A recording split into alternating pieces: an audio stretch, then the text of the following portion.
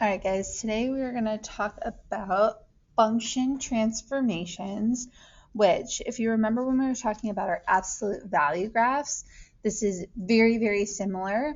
The only difference being that it doesn't have to look like a V. It can look like whatever it wants to look like. So,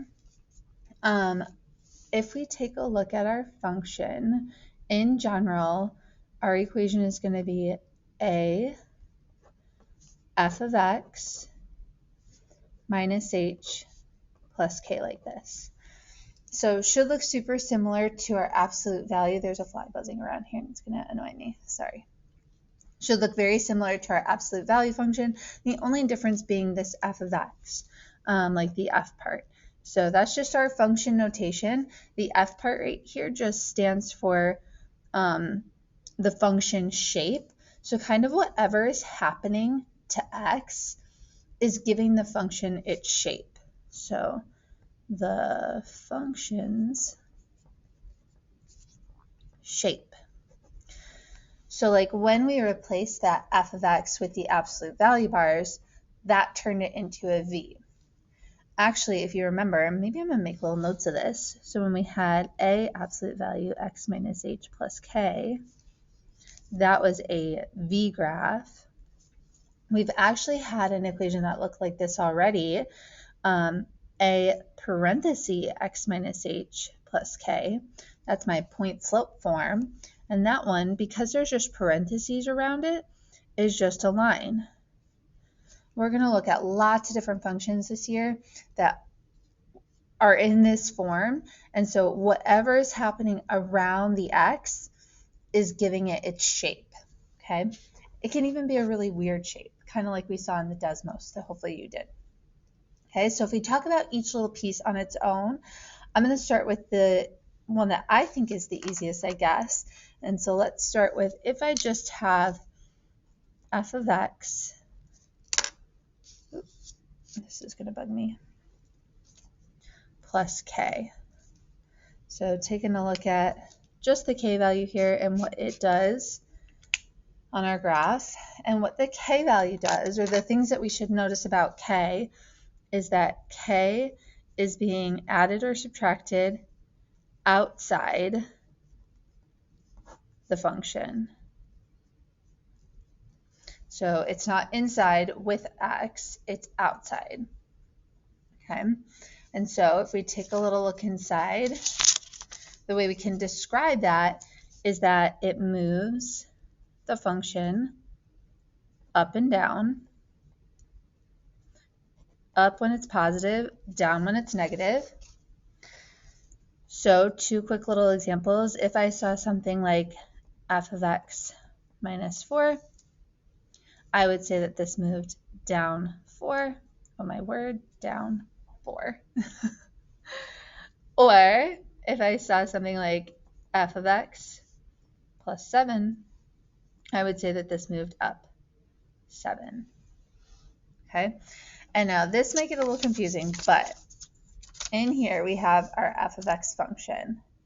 If I were to, in fact, move this down 4,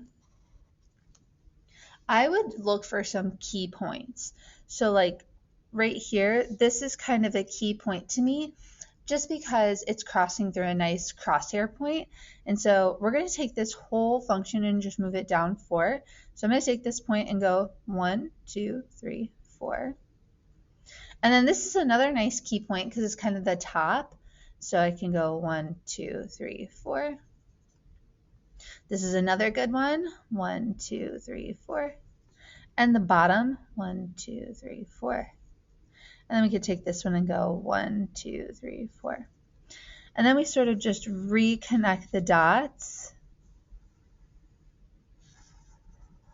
like this. So that whole graph shifted down 4. And the reason this might get a little overwhelming is because we're going to put a lot of different graphs on here. A lot, like 4. It'll be fine. Okay, trying another one. Okay, so that's our k value. Hopefully we noticed that in the Desmos. This fly, I swear. Okay, let's take a look at, instead, if I have f of x but then on the inside, minus h. So a couple things to notice about that. Oh, that's going to bug me. That's fine. Here we go.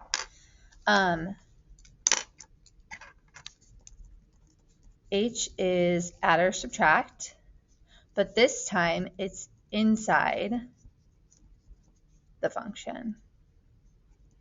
And whenever you're inside the function, this is the one that always behaves a little bit strange because of that subtraction sign.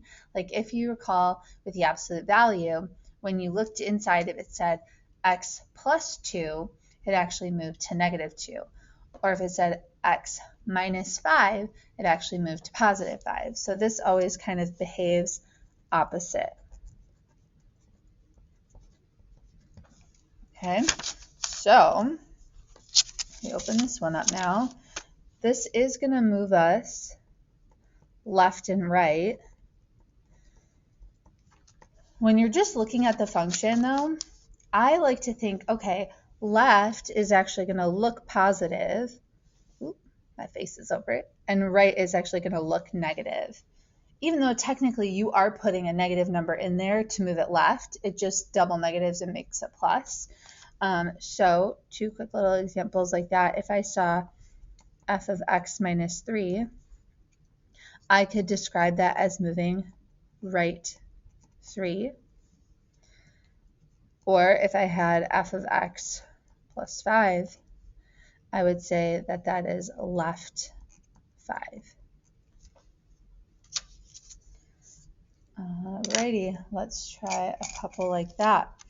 So if I were to take my original graph and move it right 3. And again, I could take the blue graph. If I took the blue graph and moved it right 3, then really the graph I have now is f of x minus 3 minus 4. So like I'd have both of them. But let's just try to keep it simple. So we're just going to move right 3. So I'm going to take those key points again and go 1, 2, 3. 1, 2, 1, 2, 3. 1, 2, 3. 1, 2, 3. 1, 2, 3. And then we just regraph her, trying to follow the curves the best we can.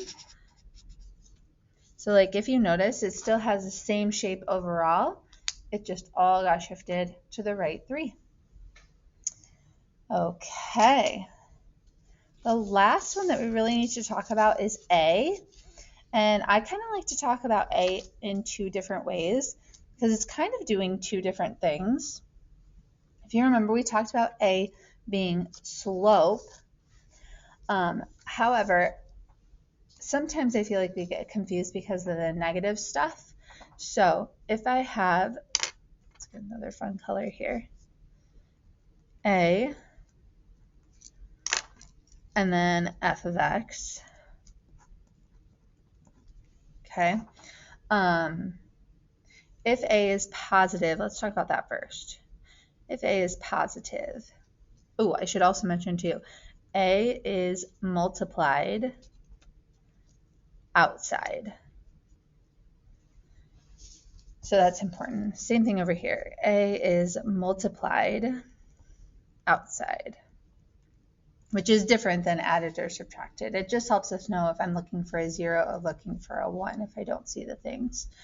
When A is positive, or just like when I consider the absolute value of A, then really what I'm thinking about is if the absolute value of A is a number bigger than 1, then that is going to make my graph real skinny. It's going to smush it up. If instead my A value is small, but not like negative small, like decimal or fractional small, so where A is between 0 and 1, that's going to make me wide. Now the other thing to consider is that if A is negative, it flips. But these things still apply as well. So like if it's a -2, it flips and is skinny. We're going to do some examples on the inside. So let's try this out. Okay, so this side, we're really just talking about if it is skinny or wide.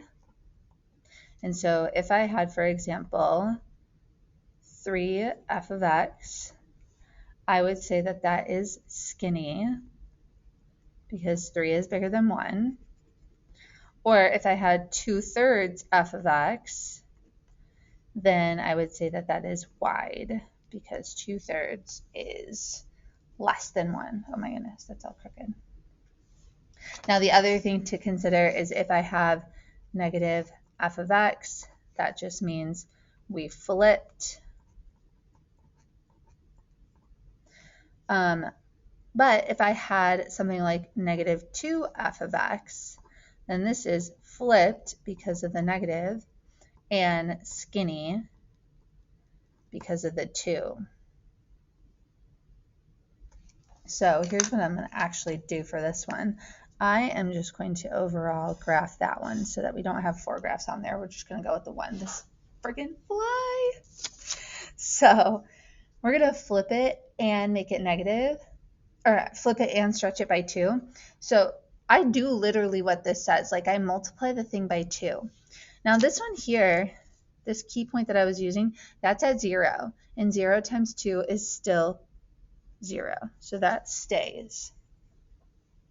But this one is up at 4. So if I double that, it's 8. But then if I flip it down, it's negative 8.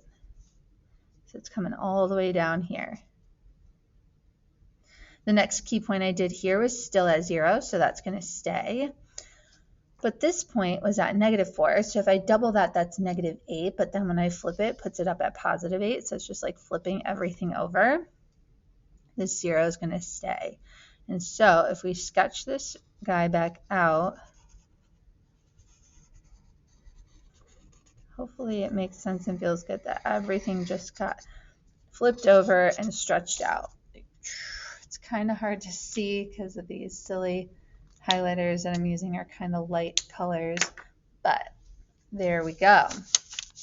Okay, so on this page here, I now have a whole bunch of examples for us to try. So this one, we're going to take this f of x graph right here, and we're just going to move it. This is telling me to move it right 2. I can tell because we're inside parentheses, and we do the opposite. So this is at 2 right now, or negative 2. So I'm going to move it right 2, which is at 0. Here's another key point. I'm going to move it right 2. This is another key point. It's 1, 2, 3. And I'm going to move it 1, 2. And then the next one down here is kind of 1 away, which I can't super fit, but we're close. There we go. This graph here got moved up 2. So going back to the original, I'm going to move it up 2, up 2. Now, here's another thing that I sometimes think about. Since this is a flat line, I'm like, okay, well, that's just 3 away from that point that I just put. So that's kind of a nice little easy way to do it. And then this is kind of like 2 down and 1 over, so that I can kind of get those a little bit easier. This one here is stretched by 2 or skinny. So we're just going to multiply each of these by 2. Now this is at 0, so it's going to stay there. But that's up at 2, so now it's going to 4. This one here is also going to go up to 4, but again, it's still 3 away. And then this one's at 0, so it's going to stay at 0. So hopefully that makes sense that this looks skinnier. It got stretched taller. And we're really just affecting the y value. Which leads me to this next one, because if you notice, that is inside, but it's not added or subtracted. So this is another type of thing that we have where it is going to stretch, but I need to take half of the x's. So, I mean, it's literally telling me what to do right here. Take half of x. So if I take half of this first x, this is at negative 2, it's going to negative 1. Now this x value here is at 0, so that's going to stay. This x value here is at 1, 2, 3, and so half of that is 1.5. And then this x value is 1, 2, 3, 4, so half is at 2. Look at that little cutie. He just got all smushed in. So this was like a smush in. This was like a stretch out. So this is smush in. I don't know. That sounds good to me to explain it that way.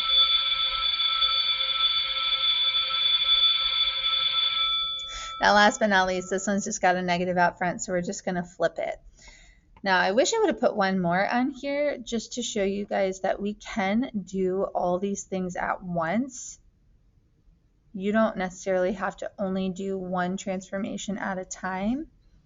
And so I know you don't have this, but just to kind of show you what I mean, if I had something like 2 f of x minus 1 plus 3, I would first